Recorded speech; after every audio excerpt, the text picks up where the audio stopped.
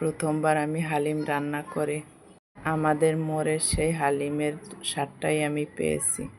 আমার এই হালিমের রেসিপিটি ফলো করলে হুবহু আপনারাও হালিমের অরিজিনাল স্বাদটাই পাবেন। আসসালামু আলাইকুম, সবাই কেমন আছেন? আশা করি অনেক বেশি ভালো আছেন।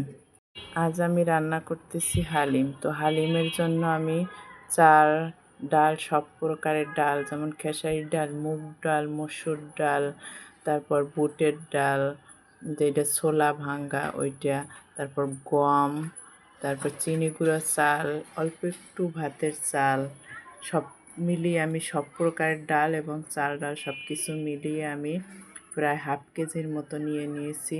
তো এগুলো সব আমি আধা ঘন্টার মতো ভিজিয়ে রাখবো। এখন আমি প্রেশার কুকারে দেবো তাড়াতাড়ি করার জন্য। এই জন্য আমি পেঁয়াজ আর রসুন কুচি করে নিয়েছি, রসুন 2টা আর পেঁয়াজ 4টা। তো আমি ডালগুলো ভালো করে ধুয়ে আমি পেঁয়াজ আর রসুনের মধ্যে দিয়ে দেব। রসুন আর পেঁয়াজটা আমি হালকা ভেজে নিয়েছি। আর এখানে 250 গ্রামের বেশি আমি গরুর মাংস নিয়েছি, বড় বড় করে কেটে নিয়েছি। এখন আমি একটু পেঁয়াজ, রসুন, আদা সব কিছু দিয়ে একটু ম্যারিনেট করে রাখবো। তো আমি এর মধ্যে সব প্রকার মশলা, যেমন আদা বাটা, পেঁয়াজ বাটা, রসুন বাটা পরিমাণ মতো দিয়ে দিছি। হলুদ দিয়ে দিছি 4 চামচ, আর মরিচের গুঁড়ো দিয়েছি 3 চামচের মতো, আর দিয়েছি আমি ধনিয়ার গুঁড়ো, আর একটা টমেটো কুচি দিয়ে দিয়েছি। তো দুপুরে ভাত খাবে এই জন্য একটা ডিম ভাজি করে দিয়েছি ওদেরকে। আর মাংসটা আমি একটু হালকা তেলে কষিয়ে নেব, লবণ, তেজপাতা সব কিছু দিয়ে। তো এখন আমি দারচিনি, এলাচি দিয়ে দেব, দিয়ে ভালো করে একটু কষিয়ে নেব। তো এখন কষানো হয়ে গেলে ডালের মধ্যে আমি মাংসটা, তো এখন আমি বিট লবণ দিয়ে দেব, আর সেই হালিম মামার থেকে নেওয়া স্পেশাল মশলা দিয়ে দেব আমি 3 চামচ, আর শেষের দিকে আবার একটু হাফ চামচের মতো দিয়ে দেব। আর আমি বলতে ভুলে গিয়েছি, চাল ডাল সব কিছু শুকনো অবস্থায় আমি ভেজে নিয়েছিলাম।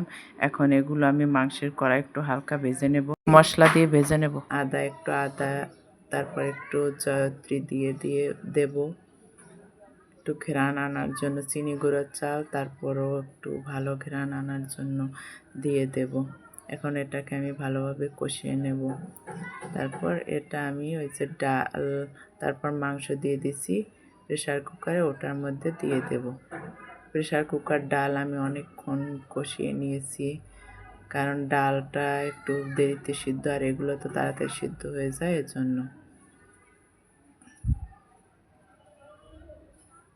তো এখন ভালোভাবে আমি নেড়ে চেড়ে দেব। তো প্রেশার কুকারে 5টা থেকে 6টার মতো একটি সিটি দিয়ে দেব। ভালোভাবে নাড়তে থাকবো, নাড়তে নাড়তে এমনিতেই ডালটা সব কিছু গলে যাবে। আর যদি গলে না যায়, একটা ডাল ঘুটনি দিয়ে একটু ভেঙে নেব। তো এ হয়ে গেল আমার হালিম। বিশ্বাস করেন, আলহামদুলিল্লাহ, আমার সেই মোড়ের হালিমের স্বাদটাই আমি পেয়েছি। তো কেমন হয়েছে আমার রেসিপিটা? ভালো হলে অবশ্যই জানাবেন। আর আমার মতো হুবহু ফলো করলে আপনারা সেই স্বাদ পাবেন। সবাই ভালো থাকবেন। আল্লাহ হাফেজ।